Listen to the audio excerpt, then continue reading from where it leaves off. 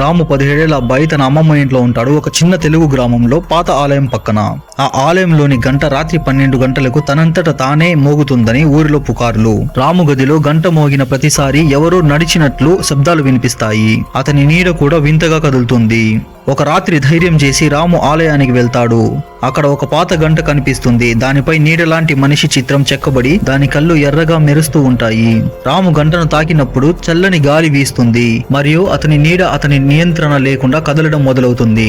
నీవు నన్ను మోగించావు అని ఒక గొంతు వినిపిస్తుంది. భయంతో రాము ఇంటికి పరిగెత్తుతాడు. కానీ అర్ధరాత్రి 12 గంటలకు గంట మళ్లీ మోగుతుంది.